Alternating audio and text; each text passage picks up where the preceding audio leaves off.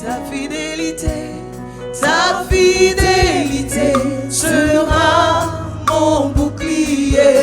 Chaque jour je chanterai. Béni soit le nom du Seigneur. Béni soit le nom du Seigneur. Oui, je bénirai ton nom toute ma vie. Béni soit le nom du Seigneur. Je demeure à l'abri de tes ailes. Je me repose auprès de toi. Ta fidélité sera mon bouclier. Chaque jour je chante. Béni soit le nom. Béni soit le nom du Seigneur. Béni soit le nom du Seigneur. Oui, je bénirai ton nom toute ma vie. Béni soit le nom du Seigneur. Acclamons Jésus, acclamons Jésus, acclamons Jésus, acclamons Jésus, acclamons Jésus. Alléluia, alléluia. Que Dieu soit béni et sa grâce soit avec nous tous, bien-aimés. Veuillez vous asseoir, s'il vous plaît. Je salue tous nos amis des réseaux sociaux. Que la paix et la grâce de notre Dieu soient avec vous tous au nom de Jésus-Christ de Nazareth. Nous sommes dans le culte du soir, c'est notre deuxième culte du soir. Tout à l'heure, nous avons eu le premier dans lequel j'ai apporté également la parole. Demain soir, nous aurons encore un autre culte du soir par la grâce du Seigneur pour permettre aux uns et aux autres d'avoir la place. Soyez bénis. Que la grâce du Seigneur soit avec vous tous. Au nom de Jésus. Amen. Du côté de la technique, si c'est bon, on peut y aller. Ok. Bien-aimés, nous allons parler sur la promptitude ce soir. Je voudrais qu'on installe des personnes ici, s'il vous plaît.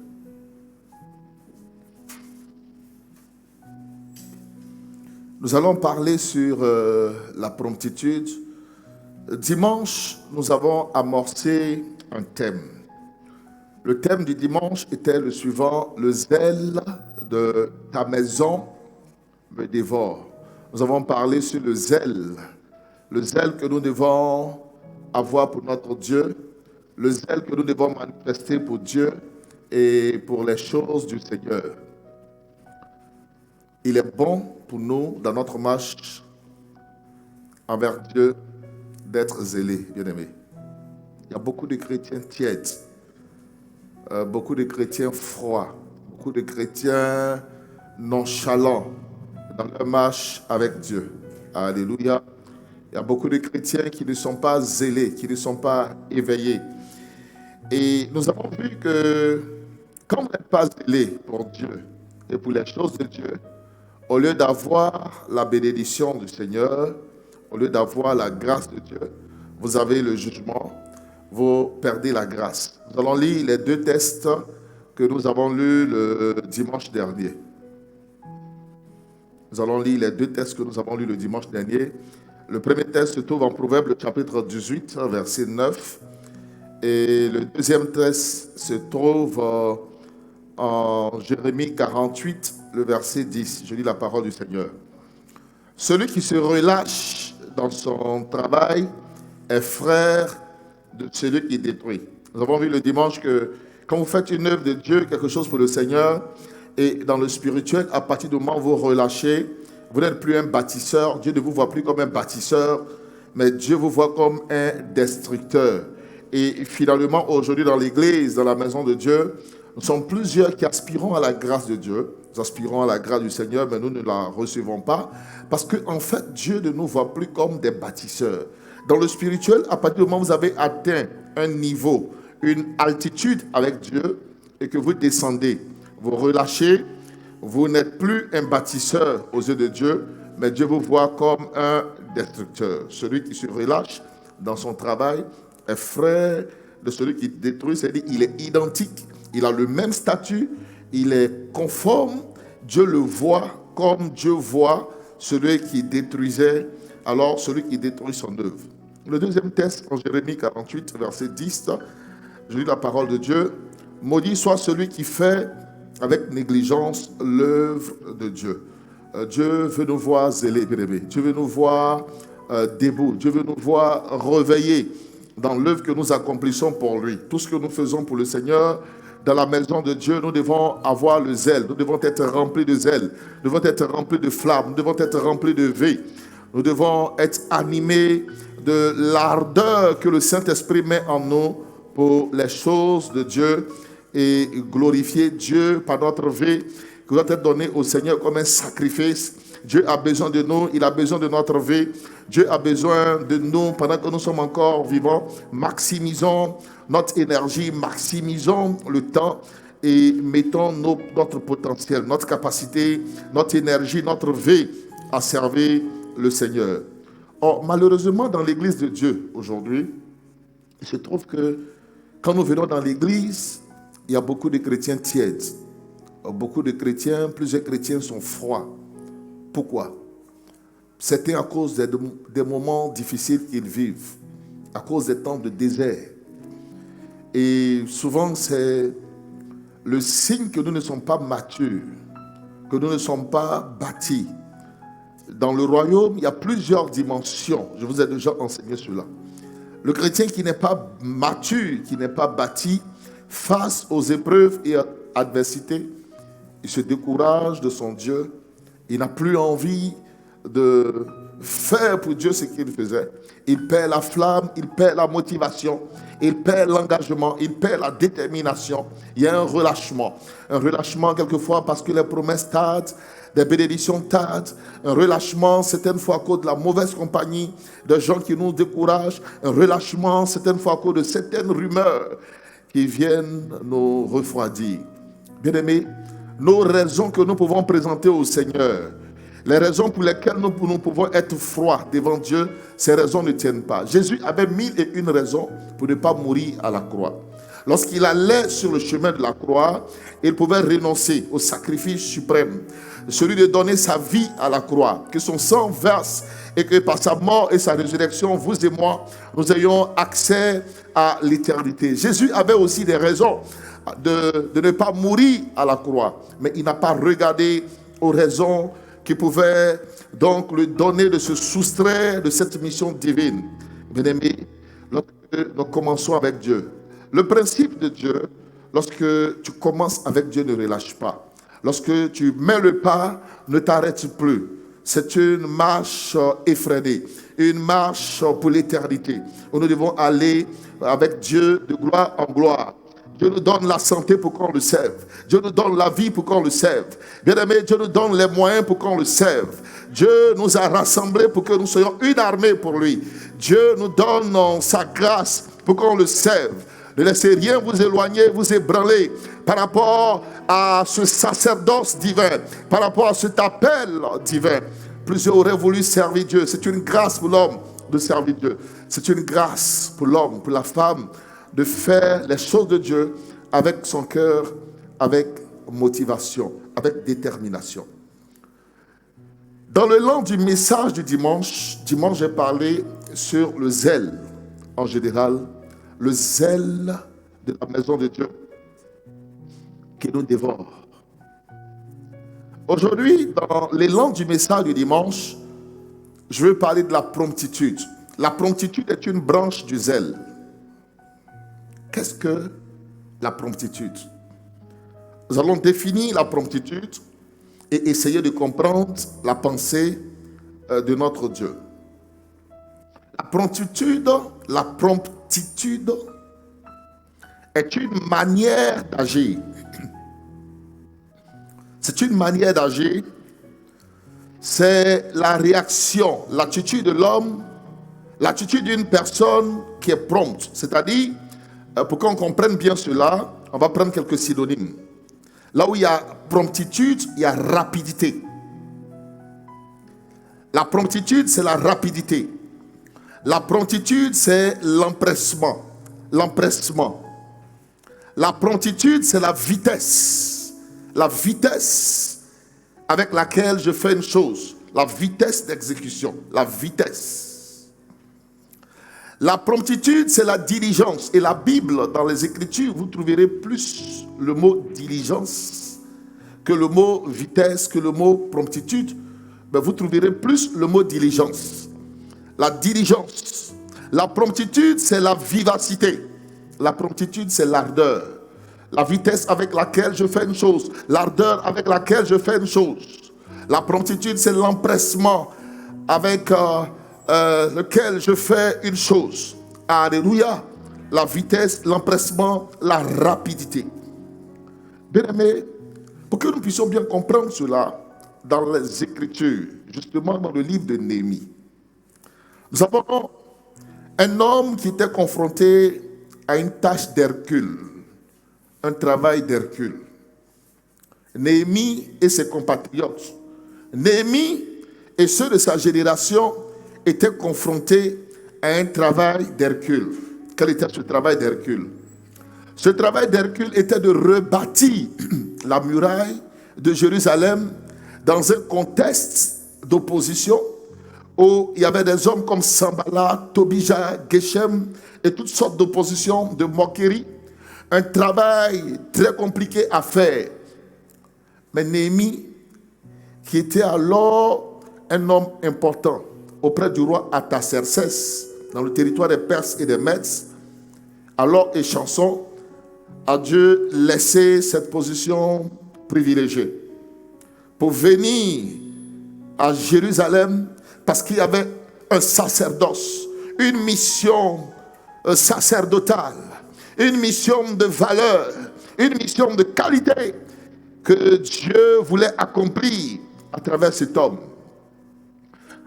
Cet homme s'est rendu dans sa patrie, dans sa nation, et avec ses frères, selon Néhémie le chapitre 6, le verset 15, en 52 jours, ces hommes ont rebâti la muraille de Jérusalem, ont restauré la muraille de Jérusalem. Rebâtir la muraille de Jérusalem en 52 jours, c'est un record. C'est un record que de bâtir la muraille de Jérusalem en 52 jours. 52 jours, bien-aimé, en moins de 2 mois, cette muraille qu'on pouvait même rebâtir en une année, et même au moins en 6 mois, des hommes déterminés, des hommes qui avaient en eux le zèle, la vitesse, qui avaient en eux la diligence, qui avaient en eux la rapidité, qui avaient en eux la détermination, se sont mis à l'œuvre, en dehors de la paresse, de la négligence, de l'à peu près, du laisser-faire, du laxisme, mais dans la rigueur, la discipline, l'organisation et le zèle. En 52 jours, bien-aimés, ils ont pu rebâtir la muraille. Ce qui veut dire que là où il y a la promptitude, nous pouvons relever les défis. Là où il y a la promptitude, nous pouvons faire ce qui semble impossible. Là où il y a la promptitude, les choses peuvent être possibles. Là où on pense que ce n'est pas possible, le zèle nous booste. Le zèle, c'est cette énergie qui nous donne de nous surpasser. C'est cette motivation, cette ardeur que Dieu produit en nous, dans nos cœurs, dans nos esprits bien-aimés, dans nos âmes, et qui nous amène à aller au-delà de nos limites. Quand vous êtes zélé, vous pouvez vous surpasser, vous pouvez aller au-delà de vos limites.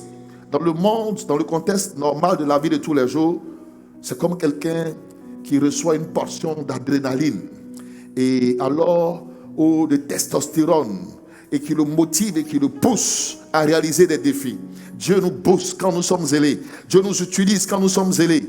Dieu fait des exploits avec nous quand nous avons en nous ce sentiment, cette qualité. Nous avons en nous la promptitude. Alors nous pouvons relever des défis. Néhémie, en 52 jours, bien aimé, va relever la muraille. C'est de la vitesse. Tu as besoin de la vitesse. En 52 jours, rebâtir la muraille, c'est de la vitesse. C'est la rapidité qui est différente de la précipitation. Dans le spirituel, il y a une différence entre la vitesse qui nous introduit à faire les choses dans un esprit de rapidité, donc de diligence, et la précipitation. Qu'est-ce que la précipitation? La jeune fille qui a 10 ans qui veut se marier, c'est la précipitation. C'est la précipitation. Vous comprenez? Ça, c'est la précipitation. Mais une muraille, quelque chose qu'on doit faire en 6 mois, étant motivé, étant organisé, étant déterminé, vous arrivez à faire en 52 jours. Ce n'est pas la précipitation, mais c'est la vitesse, c'est la rapidité. Et ça réjouit le cœur de Dieu. Et c'est le zèle qui le produit. C'est le zèle. La jeune fille de 10 ans qui veut se marier, ça c'est la précipitation. Ce n'est pas le zèle, mais c'est la précipitation. Elle veut se marier parce qu'elle n'a pas de continence. Elle veut se marier parce qu'elle ne maîtrise pas ses pulsions. Elle veut se marier parce qu'elle veut faire l'expérience du mariage. Elle veut se marier simplement par tradition ou par la volonté de ses parents. Ça c'est la précipitation. La précipitation mène à la ruine. Mais la vitesse mène à l'élévation. La vitesse mène à la bénédiction. La vitesse nous fait rentrer dans la grâce et dans la faveur de Dieu. Alléluia. Que Dieu nous donne de la vitesse ce soir, bien-aimés. Que Dieu nous donne de la vitesse ce soir. Que Dieu nous donne un esprit de rapidité. Écoutez-moi, je veux aller un peu en biologie. Vous savez que nous sommes nés dans cet esprit de rapidité, de vitesse. Lorsqu'il y a eu rencontre de ton père et de ta mère, pour que tu sois conçu et fécondé, dans le sein de ta mère, il y avait des milliers et de milliers de frères et de sœurs qui ont été libérés au signal, le signal qui a été donné pour la fécondation de l'ovocyte 2. Bien-aimé, vous étiez des milliers au départ. Il y avait une couche dans le sein de ta mère. Bien-aimé, mais je te vois dépasser des géants. Je te vois dépasser des sœurs. Je te vois dépasser tes frères. Il faut une seule personne à l'arrivée. Alléluia. Une seule personne. Tu as vaincu. Tu as été conçu dans la rapidité. Tu as été conçu dans la rapidité. Tu es le fruit d'un zèle. Alléluia. Et nous sommes dans le Seigneur. La maison de Dieu est le lieu où notre zèle doit être ranimé, doit être vivant. Le zèle de ta maison me dévore, pas le mauvais zèle du monde, car il y a le zèle du monde, mais ce n'est pas de ce zèle, pas de cette promptitude, pas la rapidité que nous avons à faire les choses du monde, pas la rapidité que nous mettons devant les choses terrestres, mais je vous parle de choses spirituelles, de choses célestes, de choses divines, de choses qui bénissent. Je vous parle de l'éternité, je vous parle de l'alliance avec Jésus, je vous parle de la grâce, je vous parle de la faveur, je vous parle d'une vie de plénitude et d'abondance en Jésus.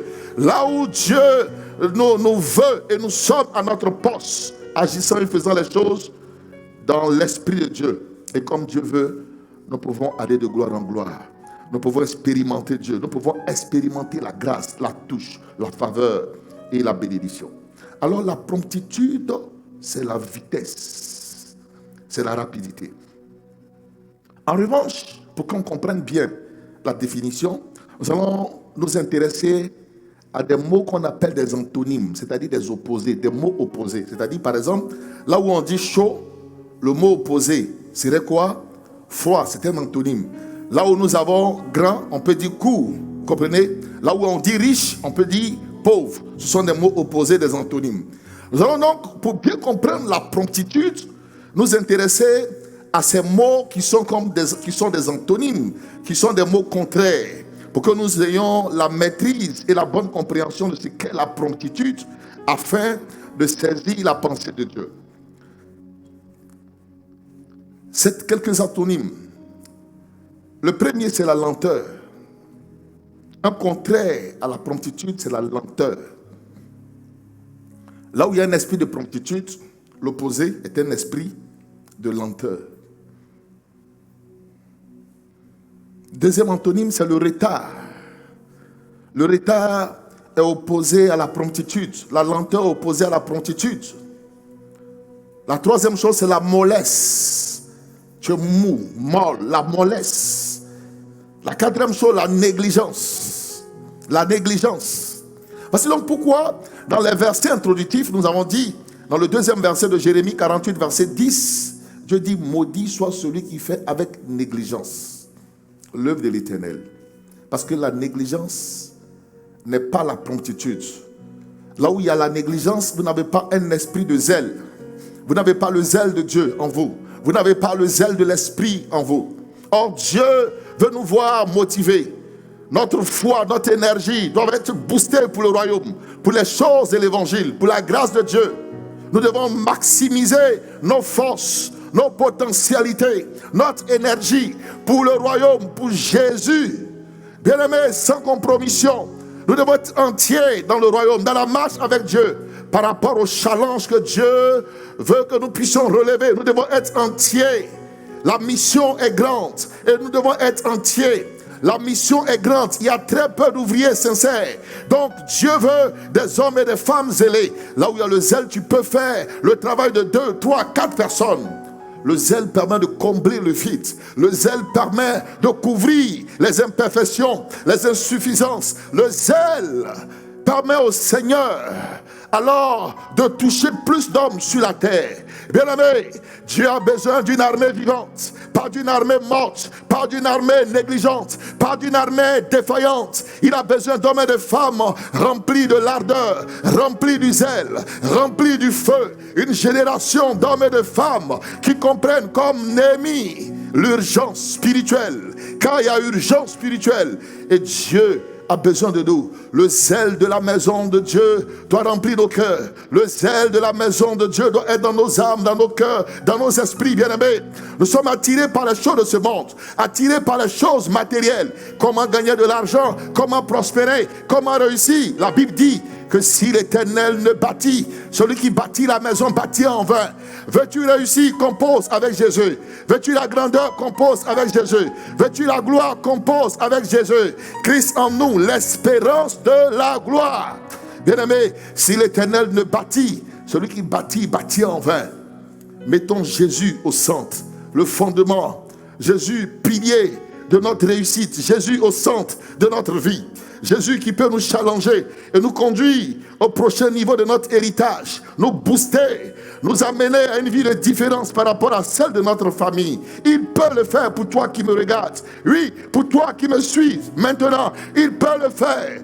Tu es son choix, tu es son choix. Il t'a choisi, et il te dit, lève-toi ma fille. Il t'a choisi, et il dit, lève-toi mon fils. Il t'a choisi, il dit, lève-toi. Lève-toi, car la cloche sonne. Il a besoin de toi. Il dit, lève-toi, lève-toi, lève-toi pour l'œuvre à laquelle je t'appelle. Lève-toi, lève-toi, car j'ai besoin de toi. Lève-toi.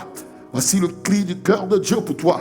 Toi qui me suis, toi qui me regardes, toi qui m'écoutes. C'est le cri du cœur de Dieu pour toi. C'est le message que Dieu t'adresse. Il dit, lève-toi. Il dit, ma fille, tu es assise, lève-toi. Mon fils, tu es couché, lève-toi. Lève-toi, car je veux bâtir avec toi. Je veux œuvrer avec toi. Je veux agir avec toi. Je veux révéler ma gloire par toi. Je veux démontrer ma puissance par toi. Je veux bénir par toi. Tu es le canal que j'ai choisi. Je veux transformer par toi. Je veux réparer par toi. Je veux guérir par toi. Je veux relever par toi. Je veux parler par toi. Ainsi dit ton Dieu, il t'a choisi. Réponds à son appel. Et donne-toi entièrement. Là où il y a la promptitude, il n'y a pas de lenteur, il n'y a pas de retard, il n'y a pas de mollesse, il n'y a pas de négligence. Ces mots sont opposés, sont aux antipodes, bien-aimés, de la promptitude. Bien-aimés, il n'y a pas de nonchalance. La nonchalance, la paresse. Justement, parlons de la promptitude pour les choses de Dieu. et pour la promptitude pour les choses du monde. Jésus entre à Béthanie, deux sœurs, qui sont deux types de chrétiens, Marthe et Marie. Bien-aimés, l'une assise au pied du Seigneur pour apprendre, pour comprendre. L'autre qui s'attelle aux choses du monde, à la cuisine, à la préparation. Deux zèles différents. Un zèle pour les choses du monde, un zèle pour le royaume. Le zèle qui me donne de vouloir connaître Dieu, apprendre à le connaître et aller en profondeur avec lui. Le zèle qui m'introduit au pied du Seigneur, dans les profondeurs de l'intimité de Jésus. Et le zèle pour les choses du monde, le zèle pour la cuisine, le zèle pour mon travail, le zèle pour la politique, le zèle pour les choses matérielles. Marthe et Marie, Jésus entre à Béthanie. Béthanie, la maison de miséricorde, car c'est le sens de Béthanie. C'est la signification de Béthanie, deux femmes. L'une qui est une dame de vision, Marie, et l'autre qui est une dame maîtresse, bien-aimée. Alors deux femmes, mais deux visions différentes, deux ailes différentes. Bien-aimés, le Seigneur a besoin de nous pour que nous soyons dans la profondeur, dans l'intimité de Dieu. Christ, notre priorité. Christ, notre boussole. Christ, notre joie. Christ, notre rédempteur. Christ, notre bénédiction. Christ, notre récompense. Christ, notre consolation. Christ, notre priorité des priorités. Christ, notre bouclier. Christ, notre ami de tous les jours. Christ, notre ami dans les moments difficiles. Christ au centre de notre vie. Alléluia. Bien-aimés, nous avons vu que la paresse, la négligence et la nonchalance sont totalement opposées à la promptitude. Là où il y a la promptitude, il n'y a pas de négligence. Il n'y a pas de retard. Mais il y a la rapidité. Que dire de notre manière de marcher avec Dieu dans sa maison? Faisons un état des lieux spirituels de ce qu'est notre service. Quelle est la qualité de notre service, de notre ouvrage? La qualité de notre relation avec Dieu. Comment est-ce que nous servons le Seigneur? Avant même de parler du service, voyons comment nous venons dans la maison de Dieu. Alors que Dieu nous avertit dans le livre d'Ecclésiaste que prends garde à tes pieds quand tu entres dans la maison de Dieu. Parce que, bien-aimé, on n'entre pas dans la maison de Dieu comme on va au travail. La maison de Dieu est une maison de grâce, une maison de vie, mais qui peut aussi devenir une maison de jugement et de mort. Là où les gens sont assemblés pour le Seigneur, nous devons faire attention. Parce que le Seigneur siège. Il siège. Nous devons faire attention. Ananias et Saphira sont morts dans la maison de Dieu. Pas dehors de la maison de Dieu, mais dans la maison de Dieu. Bien-aimés, nous devons faire attention. Là où Dieu est, faire attention à notre manière d'être et de marcher et de servir Dieu et de faire les choses de Dieu. Là où il y a la promptitude, il n'y a pas de retard. Or, comment est-ce que nous venons à l'église les jours de culte? Combien en réalité viennent par exemple au culte à l'heure? Nous n'avons pas le souci du temps quand nous venons à l'église. Nous sommes en retard pour les cultes quand nous venons pour célébrer Dieu, adorer notre Dieu. La promptitude, c'est la vitesse. Or, la vitesse te permet d'arriver avant le temps. Si je vais à Yamoussoukro, Abidjan Yamoussoukro, que je roule à 100 km/h, je suis censé faire 2 heures de route. Mais si je roule à 150 km/h, je ne ferai pas 2 heures de route, je ferai moins de 2 heures, un peu plus que 1 heure. Pourquoi? Parce que j'ai mis de la vitesse. La vitesse me donne d'arriver avant le temps. Là où il y a la promptitude, il y a la vitesse. Et la vitesse m'amène à arriver quelquefois même avant le temps. Or, nous lisons en Actes des Apôtres, le chapitre 3, verset 1. Pierre et Jean allaient au temple, pas après l'heure, mais à l'heure. La promptitude, la ponctualité. Là où il y a la promptitude, il y a que vous êtes à l'heure. Vous n'êtes pas en retard. Église, soyons à l'heure dans la maison de Dieu. Quand nous disons que nous avons culte à 7 heures, déjà à 6h30, le Seigneur est déjà présent. Il est présent, il est présent, il est présent. Sa gloire est présente. Les anges sont présents, ils nous attendent. Nous avons dit que le culte commence à 7h. Certainement s'amener à 7h30. D'autres à 8h. D'autres à 9h. Église, nous devons être à l'heure. Qui que nous sommes. Pasteur, nous devons être à l'heure dans la maison de Dieu. Bishop, nous devons être à l'heure dans la maison de Dieu.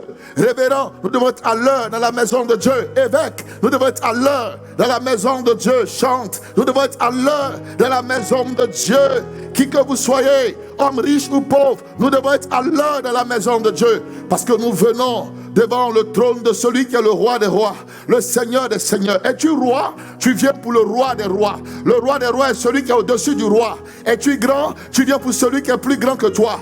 Es-tu riche? Tu viens pour celui à qui appartient l'or et l'argent. Nous devons, bien-aimés, honorer sa présence et considérer. Là où il y a la promptitude, il n'y a pas de retard.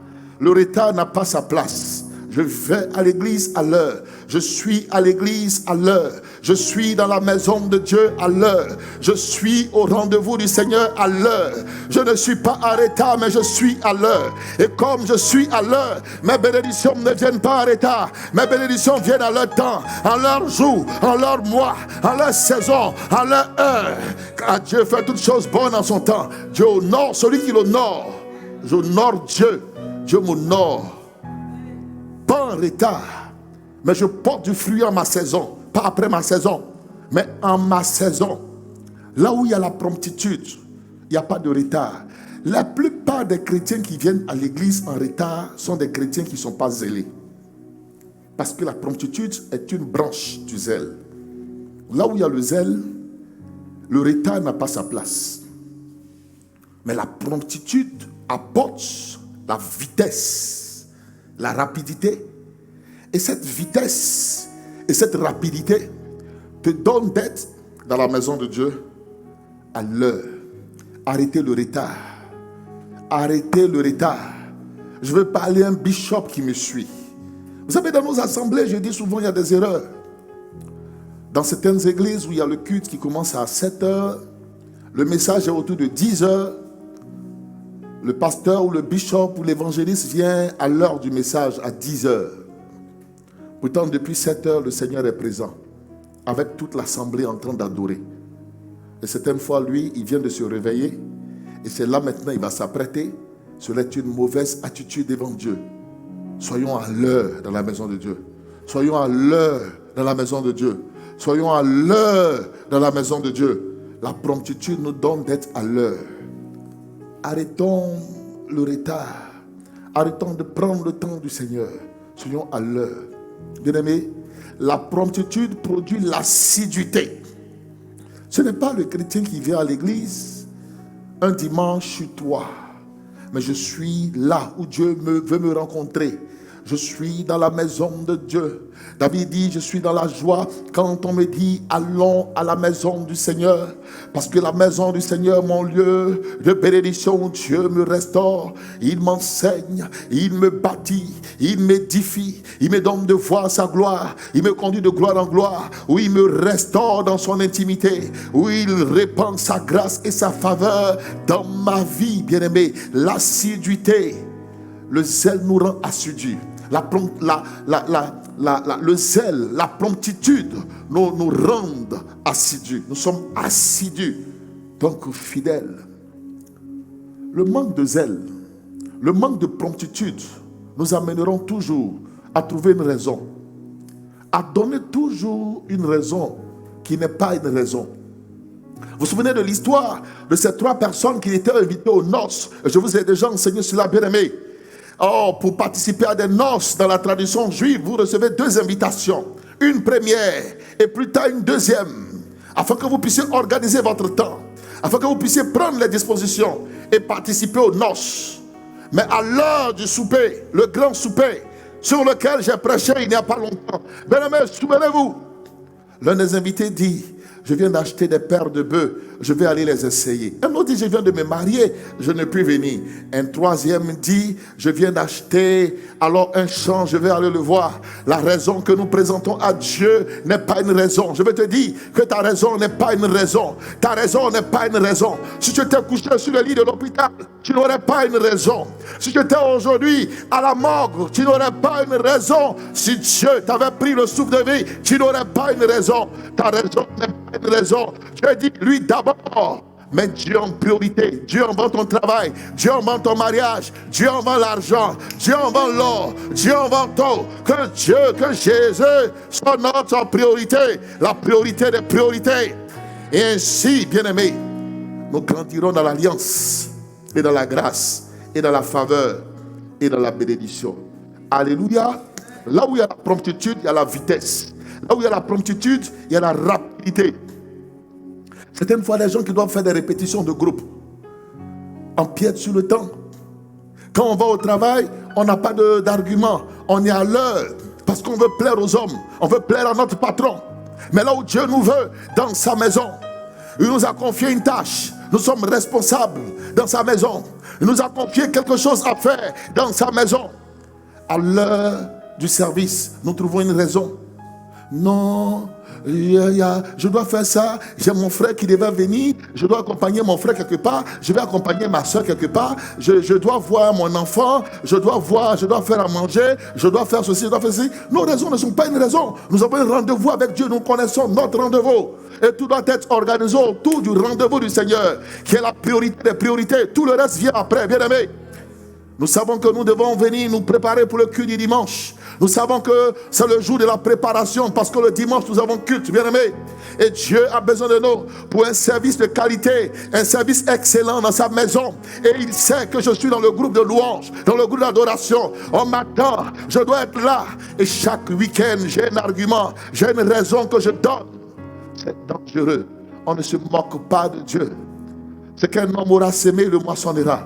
Celui qui sème le vent, il moissonne la tempête. On ne se moque pas de Dieu. On ne se moque pas de Dieu. On ne joue pas avec Dieu. On ne joue pas avec l'œuvre de Dieu. On ne joue pas avec les choses de Dieu. On ne joue pas avec la grâce de Dieu. On ne joue pas avec l'alliance de Dieu. On ne joue pas avec la grâce que Dieu nous fait. Vous savez, c'est une grâce que Dieu nous choisit pour le servir. C'est un sacerdoce, une grâce. L'œuvre de Dieu, c'est notre vie. C'est notre bénédiction. L'œuvre de Dieu, c'est notre bénédiction. L'œuvre de Dieu, c'est notre bénédiction. Je vois des chrétiens tièdes dans la maison de Dieu. Des hommes et des femmes assis. Ils croisent les bras. Ils sont zélés dans le monde. Ils sont zélés pour les choses de ce monde. Zélés pour la politique. Zélés dans leur lieu de travail. Mais dans l'église, ils sont froids. Ils sont des observateurs. Ils croisent les bras. Ils ne sont pas utiles à Dieu. Ils ne font rien dans la maison de Dieu. Ils ne sont pas utiles. Cependant, Dieu a mis en eux des grâces et des potentialités. Elles sont zélées quand il s'agit de rencontrer un prétendant éventuel. Elles sont zélées quand il faut faire plaisir à un homme pour le mariage. Ils sont zélés quand ils ont besoin d'avoir un emploi, d'avoir une profession. Ils sont zélés quand ils ont un rendez-vous, un entretien de travail. Mais ils sont moches, ils sont morts, ils sont froids, ils sont endormis quand ils sont dans la maison de Dieu. Ils sont inutiles quand ils sont dans la maison de Dieu. Église, réveillez-vous, relevez-vous, réveillons-nous. Ils sont zélés quand il s'agit des choses du monde. Mais ils ont une motivation quand il s'agit des choses du Seigneur. Pasteur, tu sais, la saison, il y a ça, il y a ça. Je veux venir, mais. Que ton oui soit oui. Parce que c'est ce que Dieu dit. Tout ce qu'on ajoute vient du diable, vient du malin. Oui, mais. Le mais n'est pas de Dieu. Dieu n'a pas de bouche. Le oui, que votre oui soit oui. Que votre non soit non. Bien aimé, ils sont zélés pour les choses du monde. Ils sont zélés pour les choses du monde. Zélés pour les choses du monde. En semaine, ils accompagneront les enfants à l'école à 6h du matin, 7h, pour que les enfants soient à l'heure. Mais le dimanche où il y a 8 à 8h, ils sont en retard. Ce jour-là, ils trouvent qu'il est difficile de se réveiller. Pourtant, les autres jours, ils se réveillent plus tôt pour accompagner les enfants. Nous sommes hypocrites envers Dieu. Nous ne sommes pas sincères. Dieu regarde nos cœurs. Nous sommes menteurs. Nous ne sommes pas vrais, bien-aimés. Voici donc pourquoi La grâce de Dieu, quelquefois, ne descend pas dans nos vies. Voici donc pourquoi, quelquefois, Dieu ne nous bénit pas. Parce que nous manquons de promptitude. Nous sommes moches, nous sommes morts, nous sommes distants, nous sommes hypocrites. Nous ne sommes pas vrais et sincères devant le Seigneur. La bénédiction de Dieu ne descend pas. Dieu dit, vous servirez l'Éternel et il bénira vos eaux, votre eau et votre pain. Le service dans le zèle est ma récompense, est ma bénédiction. Alléluia. Là où il y a la promptitude, il y a la rapidité, il y a la vitesse. Mettons de la vitesse. Là où il y a la promptitude, regardez quelquefois même, par rapport à nos engagements et nos offrandes. Vous savez que la dîme, par exemple, se donne à l'alpha et non à l'oméga. Quand j'ai l'argent, la première chose, c'est de donner la part de Dieu, enlever la part du Seigneur. Certaines fois même le dimanche, il y en a qui mettent la dîme dans une enveloppe qui viennent à l'église. Au moment de donner la dîme, ils disent, bon, je voulais donner, mais j'attends le dimanche prochain. Ils vont, ils viennent et ils retournent avec leur dîme. C'est comme quelqu'un dit, tiens à manger. Il tend la main pour prendre et puis tu retires la nourriture. Dieu n'est pas ton jouet. Dieu n'est pas ton jouet. Ils sont lents à obéir à Dieu. Lents dans leurs offrandes, lents dans leurs dîmes. Ils prennent des engagements, ils n'honorent pas. Ils sont lents à faire pour Dieu ce qu'ils ont promis. Ils ont pris des engagements pour l'œuvre missionnaire. Ils ont pris des engagements pour le soutien de l'œuvre. Ils ont pris des engagements de dire, je vais faire ceci ou cela dans la maison de Dieu. Ils savent qu'ils appartiennent au groupe des natifs du mois. Là où il y a une fois dans l'année, les natifs doivent poser une action pour le Seigneur. Quand le mois arrive, ils trouveront une raison. Je voulais, mais je ne suis pas prêt. Une fois dans l'année, et Dieu assis sur son trône, il nous regarde. Nous sommes contents. Nous pensons que nous faisons du mal à Dieu. Je vais te dire que tu te prives toi-même de la grâce. Tu te prives toi-même de la rosée du ciel. Tu te prives toi-même de la bénédiction. Tu te prives toi-même de la faveur. Bien-aimé, Dieu n'est pas notre jouet. Dieu, il n'est pas notre jouet. Elles savent qu'elles sont dans des familles. Il y a des engagements. Il y a des choses à faire. Elles le savent. Ils le savent. Dieu nous bénit pour que nous puissions soutenir son œuvre. Ils le savent. Mais quand le temps arrive, quelqu'un doit courir. On doit courir après toi. On doit te rappeler. On doit te rappeler qu'il y a ceci à donner. Il y avait telle chose à donner dans la maison de Dieu. Il y avait telle cotisation. On doit courir après toi. Voici donc pourquoi toi-même Dieu te laisse courir. Dieu te laisse courir. Quand tu fais courir ton responsable, tu fais courir quelqu'un sur 10 mètres. Laisse-moi te dire que Dieu te forcera à courir plus que cela. Voici donc pourquoi c'est un coup. Vous courez et la bénédiction est comme un mirage. Plus vous êtes proche, plus ça s'éloigne. Ils ne sont pas zélés. Ils ne mettent pas de la vitesse. Écoutez-moi. Comment est-ce que je peux mettre de la vitesse dans mon offrande? Ou dans mon vœu? Ou dans mon engagement? Le pasteur dit, le dimanche prochain, j'ai besoin de gens pour donner ceci pour le soutien de l'œuvre de Dieu. Nous sommes à dimanche aujourd'hui et vous avez 7 jours. Des gens se lèvent et prennent l'engagement. Avant même que le culte ne finisse, certains viennent automatiquement honorer leur engagement. C'est la vitesse. Ils ont mis la vitesse. Parce que peut-être ils avaient ça sur eux. Il y en a qui n'en ont pas sur eux, mais qui sortiront. Lundi déjà, tu as eu. Le pasteur a dit dimanche. Mais tu n'attends pas le dimanche. Je mets la vitesse dans mon offrande. Je mets la vitesse dans mon engagement.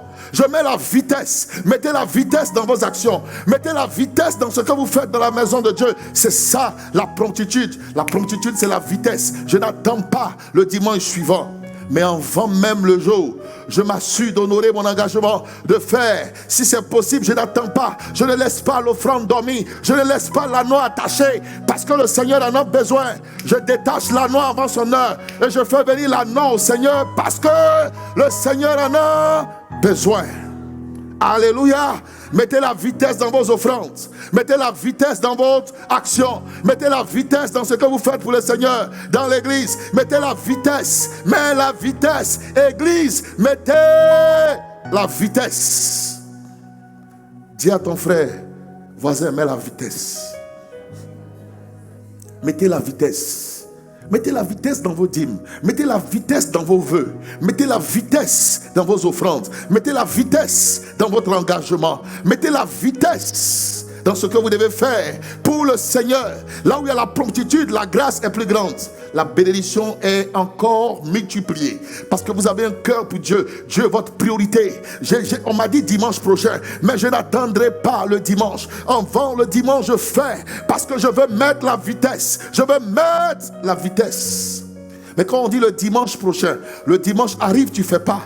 Lundi, mardi, tu ne fais pas. Ça, ce n'est pas la vitesse, c'est la lenteur. Tu es à l'antipode. Tu n'es pas dans la promptitude, dans le zèle. Mais alors, tu es dans la tiédeur. Tu as une raison que tu peux avancer.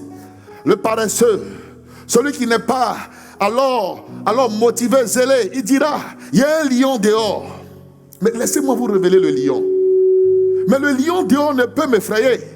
S'il y a un lion dehors, gloire à Dieu, parce que je suis de la nature, de la dimension des lions. Vous savez, Dieu nous a donné 4 faces. Nous avons une face du lion. La face du lion en homme. Voici donc pourquoi quand Daniel est descendu dans la fosse au lion, les lions l'ont regardé.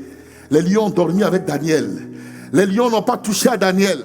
Les lions n'ont rien fait à Daniel. Vous savez pourquoi? Parce que dans la fosse au lion, Dieu a manifesté en Daniel la face du lion. Lorsque les lions regardaient Daniel, ils ne voyaient pas un homme, mais ils voyaient un lion. Laisse-moi te dire que tu es un lion. Je veux te dire que tu es une lionne. Donc s'il y a un lion dehors, c'est ton collègue. Alléluia. Le paresseux dit, il y a un lion dehors, je serai tué. Le lion dehors ne peut pas te tuer. Pourquoi? Parce que toi tu es le descendant. Alors de qui? Du lion par excellence. Parce que Jésus est le lion de la tribu de Juda. Le lion de la tribu de Juda.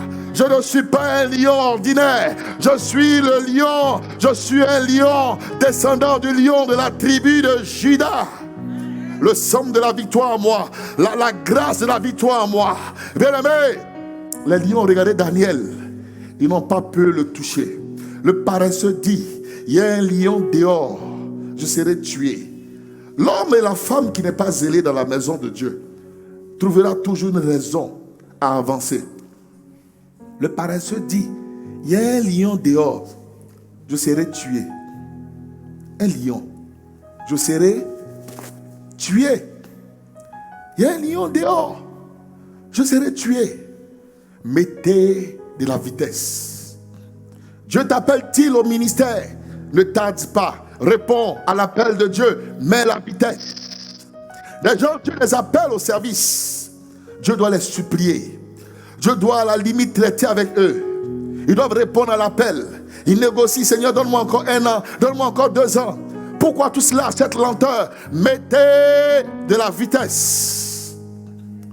La vitesse, mets de la vitesse dans tout ce que tu fais pour le Seigneur. Vous savez, finalement, pour aller vers la fin, nous allons comprendre quelque chose de très important. La vitesse est très importante dans l'œuvre de Dieu. Israël, selon la parole que Dieu avait dite à Abraham, le peuple de Dieu devait faire 400 ans en Égypte.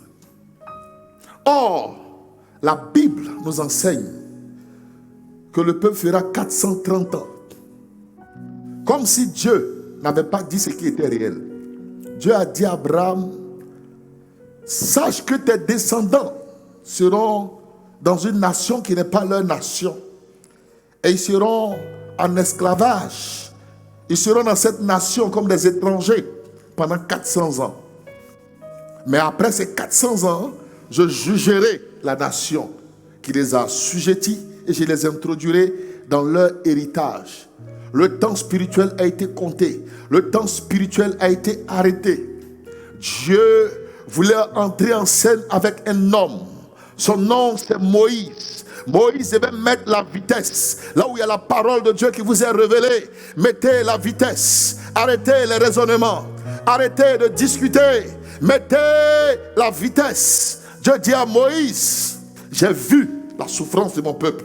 J'ai vu les lamentations de mon peuple. Je suis descendu maintenant pour le délivrer. Et tu es la personne que je choisis. Je lui montre toutes sortes de signes.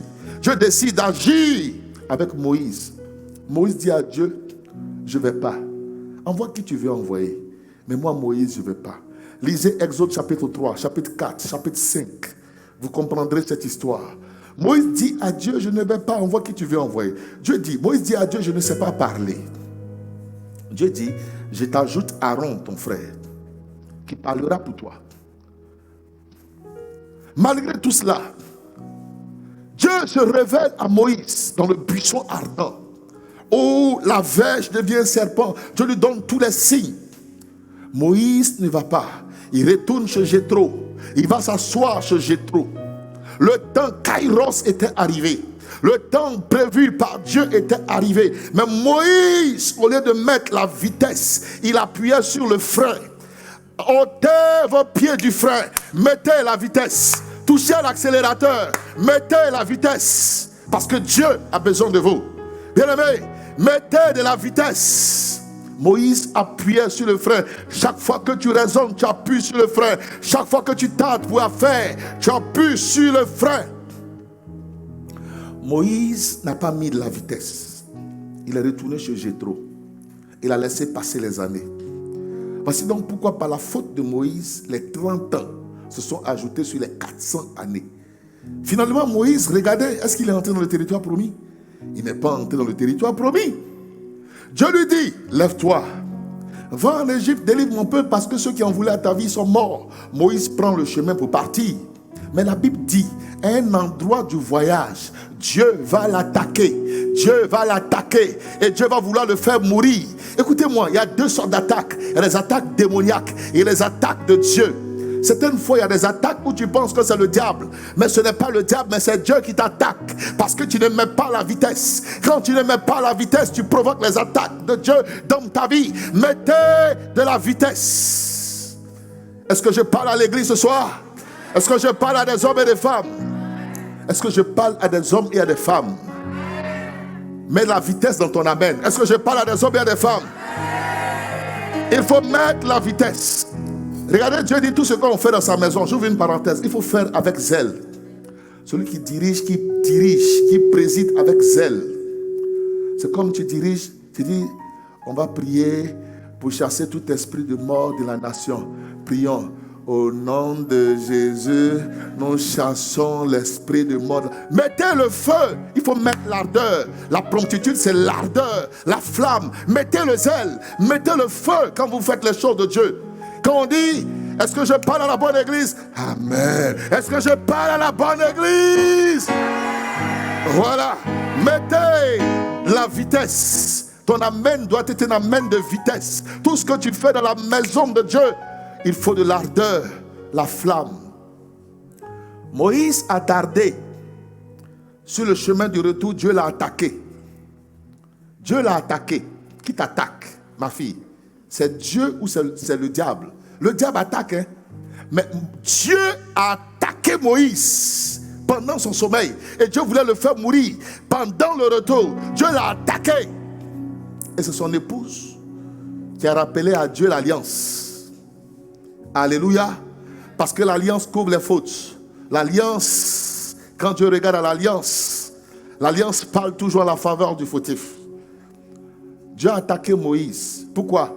Parce que Moïse a mis le pied sur le frein. Il a laissé le peuple dans la souffrance 30 ans encore. Chaque fois que tu tardes, tu mélanges le programme de Dieu, le projet de Dieu. Dieu dit à Abraham, Genèse chapitre 22, verset 1er à 3, offre-moi ton unique fils, celui que tu aimes tant. Dieu lui parle vers le soir. La Bible dit le lendemain de bon matin, Abraham se lève et il prend Isaac et il décide de se rendre au mont Morija. C'était quelque chose de difficile que Dieu a demandé à Abraham. Offrir en holocauste. L'holocauste, c'est une offrande. Dans cette offrande, la personne que vous offrez ou l'animal est entièrement consumé par le feu. Dis, donne-moi ton fils en holocauste. C'est prendre Isaac et le faire brûler entièrement par le feu. C'est quelque chose d'énorme que Dieu demande à Abraham. Abraham pouvait prendre le temps de réflexion. Seigneur, donne-moi le temps de réfléchir, d'analyser. Je dois discuter avec Sarai pour voir ce qu'elle va me dire. Je vais prendre le conseil des conseillers. Mais certaines fois, Dieu veut que tu te mettes au-dessus des raisonnements et mets la vitesse. Quand Dieu te parle, mets la vitesse. Parce que plus tu tardes, plus tu fais du mal aux hommes et aux femmes. Et plus tu t'éloignes de la grâce et de la faveur que Dieu apporte dans ta vie. Alléluia. Abraham, Dieu lui a parlé pratiquement dans le soir. Le lendemain matin, il a agi. Ceux qui comptent les jours diront qu'il a agi le lendemain, comme un jour de plus. Non. Mais en réalité, Abraham agit dans le même jour. Je vous démontre cela rapidement. Quand Dieu fait le monde, au commencement de toutes choses, la Bible dit il y eut un soir et il y eut un matin. Et le temps tel qu'est décomposé par Dieu, le jour commence au coucher du soleil. En fait, le jour commence au coucher du soleil. Autour de 18h, le nouveau jour commence. Et finit le lendemain, autour de ce qu'on appelle le lendemain, finit autour de 18h suivant.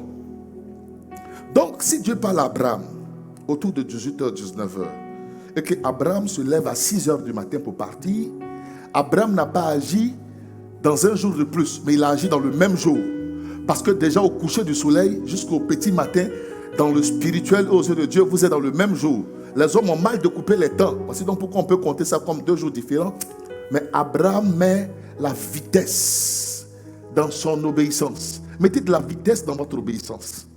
C'est ça le zèle. Alléluia. Un vieillard qui met la vitesse.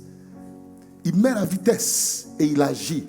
Il fait ce qu'il doit faire pour Dieu. Dieu l'appelle. Dieu dit le jeu par lui-même. Cet homme ne manquera pas de bénédiction.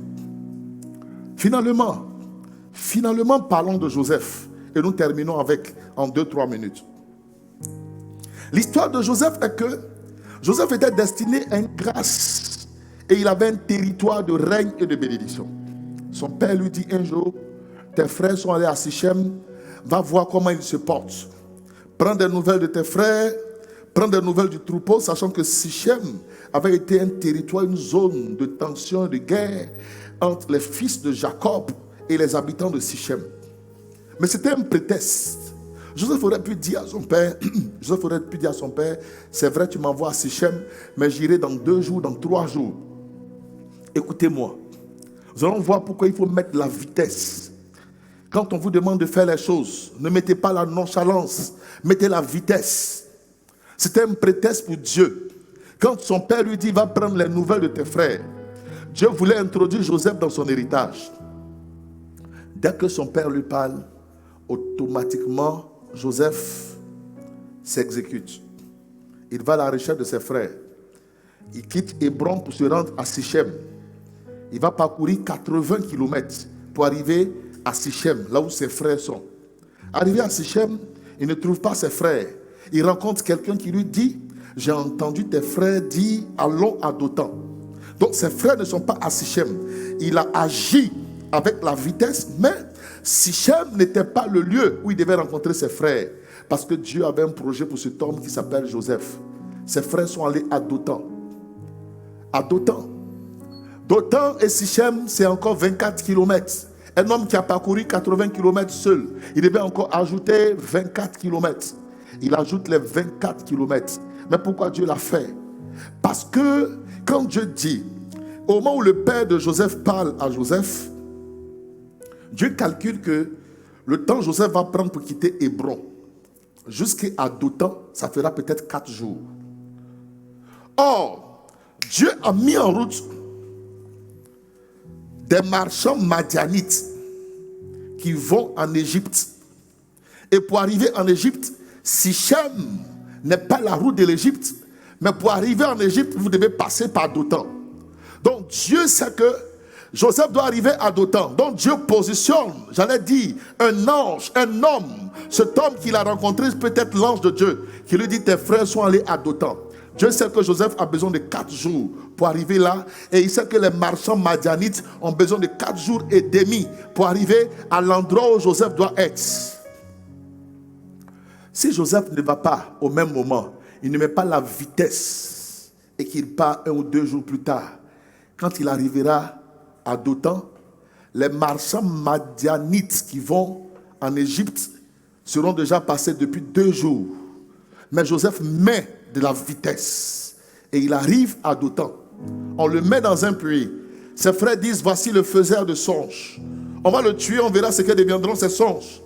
Mais quand il y a la vitesse, Dieu vous donne la victoire, toujours le succès. Les marchands madianites passaient. Il y a un cortège de madianites qui passait, qui allait passer quelques instants après. Et quand ils ont vu le cortège venir, ils ont décidé de vendre Joseph. Pourquoi est-ce que Joseph a été vendu en ce moment? Parce qu'il était là, il est arrivé au moment où les Madianites devaient passer. Mais c'était un prétexte de Dieu pour conduire Joseph où? En Égypte, sur son territoire où il devait devenir premier ministre.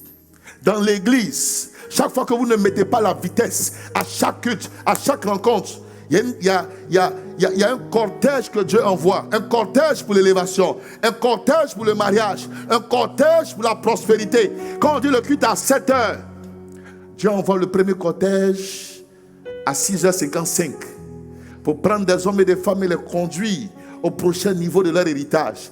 À 6h55, vous savez, là où il y a élévation, il faut sélection. Ils étaient 12, mais Joseph a été sélectionné. À 6h55, le premier cortège passe. Et c'est en ce moment-là, toi, tu te réveilles, tu es à la maison. Le premier cortège du mariage est passé. Le premier cortège de l'enfantement est passé. Le premier cortège de la prospérité est passé. Mais tu n'es pas monté dans le cortège. Vous savez pourquoi vous perdez et vous tuerez dans la maison de Dieu sans recevoir des grâces? Parce que vous ne montez pas dans le bon cortège. Parce que quand le cortège passe, vous n'êtes pas présent. Si Joseph rate ce cortège, qu'est-ce qu'il va faire? Il y a deux choses. La première chose, ses frères vont le tuer. La deuxième chose, ses frères vont lui laisser laver. Mais il va faire quoi? Il va retourner à Hébron, attendre encore 1 an, 2 ans, 3 ans, 4 ans, peut-être 5 ans, le prochain cortège. Ne ratez pas le bon cortège. Or, pour ne pas rater le bon cortège, mettez de la vitesse. Mettez de la vitesse dans votre service. Quand ton groupe a répétition, on dit 15h, et tu viens à 15h30, le bon cortège est déjà passé. Tout ce que vous faites dans la maison de Dieu, comprenez, il y a le bon cortège qui vous conduit au prochain niveau. Est-ce que vous êtes déjà monté dans le cortège du mariage, le cortège de la prospérité, le cortège de la richesse? Ce soir, je vois un cortège qui conduit des hommes et des femmes à l'abondance des finances. Qui est-ce qui est dans ce cortège? Il y a un cortège qui passe. Je dis, il y a un cortège qui passe. Il y a des hommes et des femmes, le cortège passe, mais il n'y a plus de place. Parce que ce soir, au moment où le cortège passe, les gens qui ont mis de la vitesse, ceux qui ont mis de la vitesse sont montés dans le cortège. Conclusion, nous sommes nés et nous avons été conçus dans la vitesse. Quand les spermatozoïdes ont été libérés dans le ventre de ta mère, il y a une course. Le plus rapide, c'était toi. Le plus rapide, c'était toi. Quand tu es entré en contact avec l'ovocyte 2, il y a une membrane qu'on appelle en biologie, une membrane là qui vient et qui empêche la polyspermie. Ça veut dire qui fait que 2 personnes ne peuvent pas entrer au même moment, sauf quand vous êtes des jumeaux. C'est un qui se divise après en plusieurs, mais 2 n'entrent pas. Et le plus rapide, c'était toi. Je te vois courir dans le ventre de ta mère. Tu dépasses des hommes, tu dépasses des femmes. Donc alors pourquoi les femmes dans la vie, ne laissez pas quelqu'un vous dire non, toi tu es une femme. Dans le ventre tu as vaincu les hommes. Dans la vie tu vas vaincre les hommes. Dans l'église tu vas vaincre des hommes. Dans l'œuvre de Dieu, Dieu va t'envoyer une dimension extraordinaire. Mettez de la vitesse. Que Dieu nous bénisse et que sa grâce soit avec nous. Au nom de Jésus. Est-ce que je peux mettre de la vitesse dans mon acclamation? Mettez de la vitesse. Alléluia. Est-ce que je peux mettre de la vitesse dans mon acclamation ce soir? Est-ce que je peux mettre de la vitesse dans mon acclamation ce soir?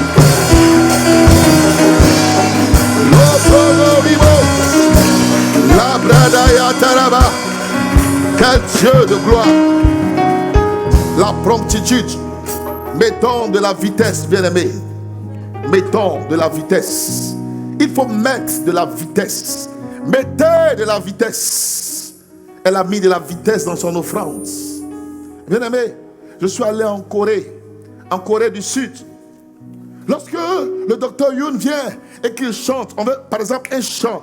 Bien-aimés, dans l'église coréenne, tout le monde court. Le protocole court. Les hôtesses courent. Le service d'ordre court. Les chantres courent. Dès qu'on entend un temps, en même temps, tout le monde est déjà est déjà emballé. La vitesse. Souvent dans nos églises, le frère que l'on dit, prends une chaise derrière, apporte-moi. Il va d'abord tirer le bras de sa chemise. Est-ce qu'il est bien boutonné? Est-ce qu'il est choco? Et puis maintenant, il va prendre le temps en bluffeur. Voilà. Regardez souvent même le protocole. Regardez comment nous servons. Dès qu'on va entendre un chant, mettez de la vitesse. J'ai compris cela. Où il n'y a pas de vitesse, il n'y a pas de bénédiction. Mettez de la vitesse. Mes filles, mettez de la vitesse. Mets de la vitesse. Vous savez, quand il y a la vitesse, que tu sois obèse, tu sois grosse et autres, ça n'empêche pas la vitesse spirituelle. Mettez de la vitesse. Mettons de la vitesse. Dieu a mis en toi un potentiel et tu dois te relever ce soir. Retourne dans ton intimité, retourne dans la flamme, retourne dans la communion avec Dieu. Retrouve le zèle, retrouve le feu, retrouve l'ardeur, retrouve le feu de Dieu et la grâce de Dieu. Élève la voix, demande au Seigneur de te restaurer, de te renouveler, de t'utiliser comme un instrument pour sa gloire. Les brodorimos, lo brodorimos, la bradayam torobos. Les brodorimos, les bradayam torobos, la baham torobos, les brodorimos. Prie avec lui, prie avec lui, mettez de la vitesse dans la prière. Les brodorimos, bayam torobos, karaba, les brodorimos, kabababa, la bradayataraba, la bradayata, les brodorimos, koborimos, mighty galaba hauten. Les brodorimos qui portent Bayam Torobos. Les brodorimos Bayam Torobos. Les brodorimos Bayam Torobos. Alléluia. Merci Seigneur. Relève-nous dans ta grâce. Que la négligence, la paresse nous quitte. La paresse dans la maison de Dieu où on te demande de faire quelque chose que tu peux faire lundi. Tu vas mettre 3-4 jours pour faire la chose. La négligence. Arrêtez d'être négligent concernant l'œuvre de Dieu. Arrêtez la négligence concernant le service, la légèreté. Soyons profonds, soyons sérieux. Mettons de la vitesse, mettons la promptitude, la rapidité. Alléluia. Ainsi Dieu sera glorifié et sa bénédiction descendra dans nos vies. La bradayam torobos, les brodorimos. Que Dieu te donne un nouveau départ. Que Dieu te donne un nouveau départ. Une femme me suit en direct. Pendant que tu me suis, le Saint-Esprit te localise là où tu es. Une femme me suit, ton prénom c'est Rachel. Femme, tu t'appelles Rachel. Et de là où tu es, le Saint-Esprit te localise. Parce que tu le sais au fond de toi, que Dieu a besoin de toi. Il te l'a dit, il te l'a montré plusieurs fois. Mais jusqu'à aujourd'hui, tu as hésité. Tu es resté dans l'ombre. Tu es resté à la touche. Comme Saül qu'on cherchait et qui s'est caché derrière les bagages. Laisse-moi te dire que Dieu a besoin de toi. La peur de l'échec, la peur du camp d'Ironton. Rachel, Dieu t'aime et son alliance est avec toi. Lève-toi, Rachel, c'est ta saison. Lève-toi, c'est ton heure. Lève-toi, c'est ton heure. Dieu a besoin de toi. Il a besoin de toi. Il veut glorifier son nom par ta vie. Rachel, sers Dieu. Sers Dieu. Sers Dieu. Dieu t'appelle. Dieu t'appelle. Sers-le. Nous venons dans l'église et notre préoccupation, c'est le mariage. Notre préoccupation, je veux un travail. Notre préoccupation, je veux la promotion. Notre préoccupation, je veux ceci, je veux cela. Non, bien-aimés, quand nous mettons nos pieds dans la maison de Dieu, notre priorité comment réjouir le cœur de mon Dieu par la qualité de mon zèle, par un zèle pur, un zèle profond et sincère. Alléluia. Que Dieu nous donne un nouveau départ. Vous qui avez abandonné, vous qui êtes découragés, que la grâce vous relève ce soir. Que la vie de Dieu vous relève. Est-ce que tu peux mettre la vitesse dans ton amen? Que la grâce de Dieu te relève. Que la grâce de Dieu te relève. Et que la gloire de Dieu parle pour toi. Au nom de Jésus. Je termine avec ce brin de cantique qui est merveilleux et qui nous montre que Dieu a besoin de nous. Alléluia. Que c'est merveilleux, vraiment merveilleux, d'abandonner ce monde, de suivre Dieu, de venir ami du Seigneur Jésus. Que c'est merveilleux, vraiment merveilleux. Que c'est merveilleux, vraiment merveilleux, d'abandonner ce monde et de suivre Jésus, de venir ami du Seigneur Jésus.